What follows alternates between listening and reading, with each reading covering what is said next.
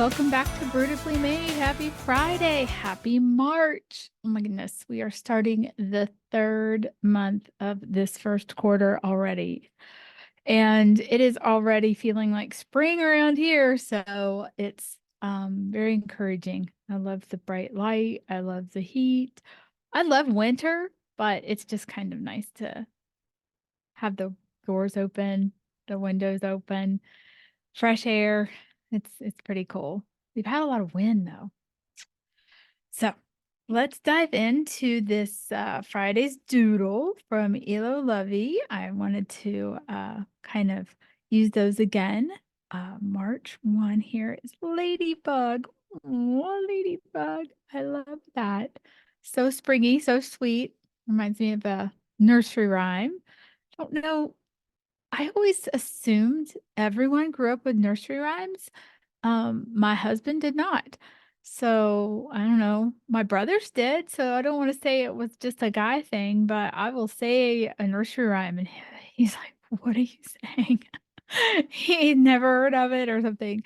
But like ladybug, ladybug, ladybug, ladybug, fly away home. Your house is on fire and your children are alone. So I just remember this illustration in the book that my mom would read. Ladybug's family was under a teapot and it was like propped up, but the smoke was coming out the spout. And she was trying to get home to get her family.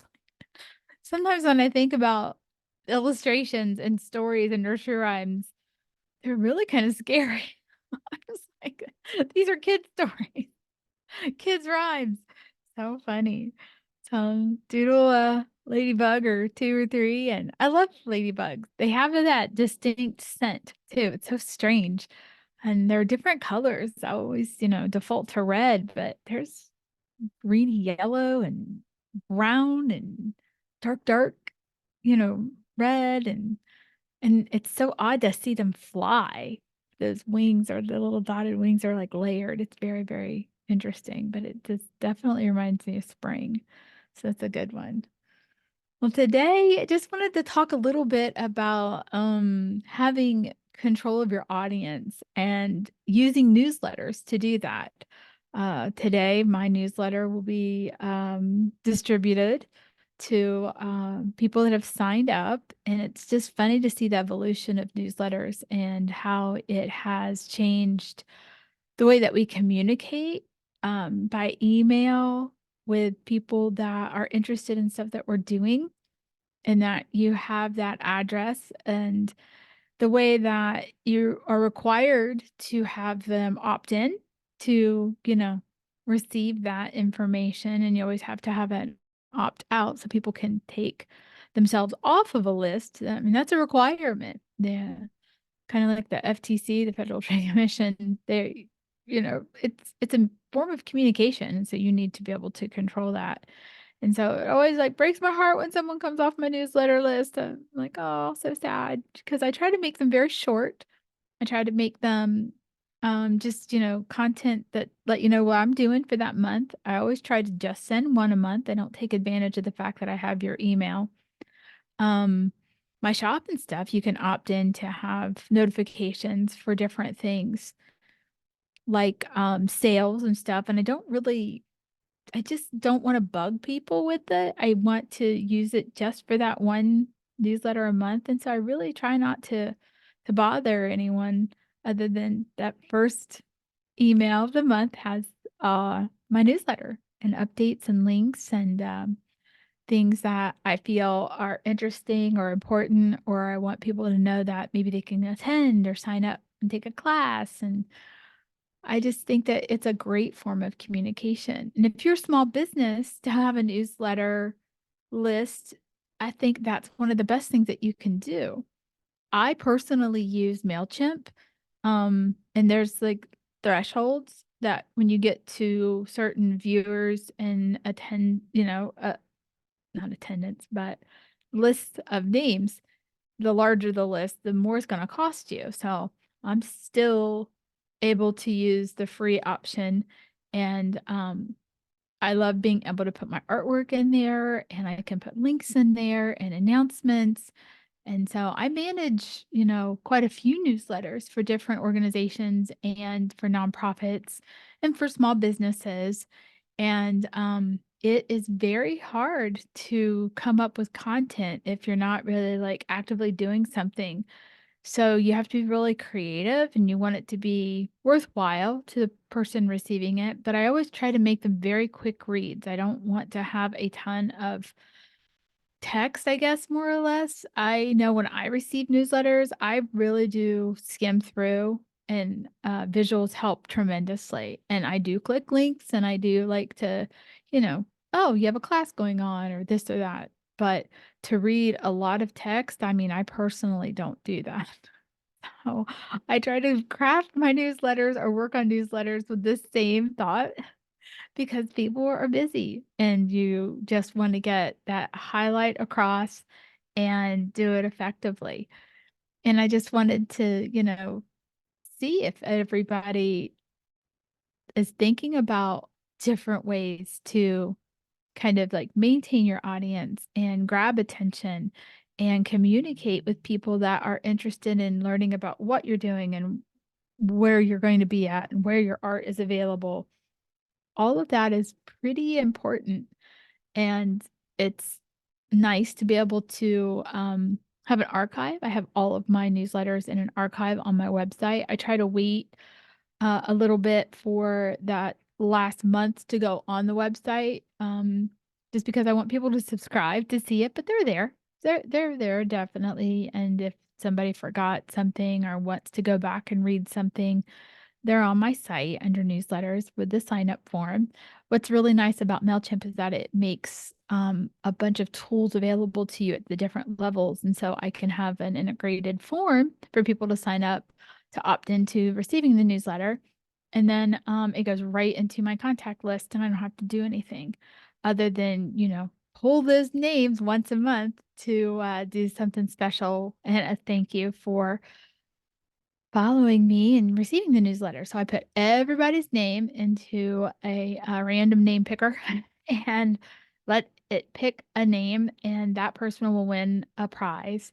And to me, that's one of the best forms of advertising. So instead of spending that money towards like a digital ad, I will take those funds, and that's what pays for that gift. And I love collaborating with small businesses. This past month in February, I gave a $50 gift certificate to Blueberry Road Card and Gifts. My friend Brenda Olson is proprietor of that. And it is a beautiful little website with great pieces of her artwork. And then she's graciously put a bunch of us from our shared studio sessions from Windowsill Masterclass into her, I guess, card shop. And so we have some of our artwork on her cards, and then she also sells on Fair wholesale, and they're available for all of the people that purchased her cards to stock in their stores. And that's just wow. I mean, that just opened so many doors. It's been so much fun to see that grow and see how she's evolved that. And I wanted to celebrate her and share her work. And so, yeah, so that gift card was something I purchased, and then the name was drawn, and that person received it, and then they can go spend it at her store. So I love doing that. I always am open to collaborating with an artist or a small business that has something. I would even, have you on to talk about it on the podcast, interview you video wise so I can show off your shops or your artwork. If you go to my YouTube channel, you'll see some of those in the past that have collaborated with me and talked to them by video. And we shared that video. And it's just another way, another layer to, gain awareness of what you're doing. And also kind of get that networking, aspect into it too. So it's not just a piece of paper that you get mailed out. It can be a digital thing, and then you can embed those videos into the newsletter. And there's just a lot of things that you can do. And those addresses that you have, if as long as you honor them and keep them close and make sure that, you don't sell those addresses, don't do things like that. I mean, people are trusting you with a way for them to communicate and you don't want to take advantage of it. So, just use it for your newsletter and any other like really important communication. But yeah, I know we're all just bombarded with tons of messages and emails and things like that. But if it is a small business, an artist that you like, and they do have a newsletter, it does mean a whole lot if for you to be part of that recipient list to get it to the artist and to the small business. And it doesn't take that long to read through it and keep that in mind when you're crafting it, making sure that it's something that you can, you know, skim through quickly and, you honor that the recipient's time. And I always try to send myself a test, which is really nice with MailChimp. You can send yourself a test email to make sure your links work and make sure I'm not spelling things too crazy. I type fast and my husband, he helps me. I'll check stuff. We still miss things, I'm human. It's not AI generated, it's me typing. But yeah, it's a nice little way to keep in touch. So that's one thing that I do to kind of layer my messaging and awareness of what I'm doing, on top of all the social media that I'm trying to, share on as well. Um, Going into a dozen days of the 100-day project, that's been a lot of fun. I'm having a lot of fun illustrating my lettering and drawing and doodling around the words. And I'm really excited. I ordered a wall mural of one of them to put in our basement. We've been working on the creative spaces down there for me and a nice little like movie nerd room for Brian, Star Wars room movie room that we're putting together and well for me too, and it's been a lot of fun watching that. I'll have to share some pictures because it's turning into a really cool spot, and I'm anxious to be able to relax down there and then also just work. So if I'm working on projects or sewing or painting or doing miniatures, I always felt very guilty about going downstairs and then he's up here watching TV and we're just like separated. I don't like that. We like to create together and he does a lot of 3D printing and modeling and dioramas and they're very good. And he has a space there for that. But now if he just wants to like veg out and watch a movie or watch TV, he can do that in this new space that we cleaned up and I'm anxious to finish that. And I'm really excited about this little mural. I picked one of my two-word phrases and made that into a wall mural and it's going to be pretty cool. I hope, fingers crossed. It's a good test too because I've been doing a lot of quoting for murals and got a couple projects in the works publicly. I'm very, very excited about, super excited about. This beginning of the year has been tremendous art wise for a lot of projects. And if you got my newsletter or getting my newsletter today, you'll see quite a few of those. And paint by numbers have taken off and murals have taken off. Just very excited. So very grateful, very, very grateful for the opportunities that are coming my way. I just love having the chance to be creative and I just appreciate that tremendously.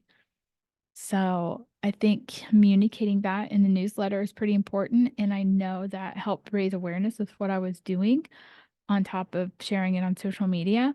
So it's been a success for me. So I just wanted to, talk about that today and share a little bit of thoughts around that and how I do it, how I create it, what tools I use. And maybe that's something you've been thinking about and you can just dive in on a free, platform, signing up for one, sending it out, asking friends and stuff to sign up for to be recipients. If you want to sign up for mine, go to tracydawnbrewer.com and then just see the newsletter link. Click that. All the archives are there. But I would love to have you sign up for my newsletter and then you'd be part of the drawing to win a gift. every month. So this month for March, the gift is your choice of one of my 2 phrase illustrations that I'm doing, um, made into a 60 by 80 Minky blanket throw. So you will receive your choice of whichever one that you see out on my list from the 100-day project. You get to pick that, and then I will send you that as a throw that you can wrap up and watch TV. So, oh, these little ladybugs. Oh, goodness. So, I hope that you have great plans for the weekend. I'm very excited. I have a flower arranging class that I'm taking at Lovely Ink Studios downtown Canton on Sunday. So, Jude's classes have been so much fun, and I'm looking forward to taking this and coming home with a beautiful arrangement and some knowledge on how to do it properly. So that's going to be a class I'm taking Sunday. So I'm very excited about that. And got a lot of art to do. I have a lot of drawing to do and painting, and very excited about that too. So have a wonderful March 1. We made it through our leap day and we are going into spring, and I am anxious for next week. I have my second guest on, and you are going to love her and you're going to love what she does because it's fantastic. So stay tuned. Have a great weekend, and I will talk to you later, beautifully made people. Take care. Bye.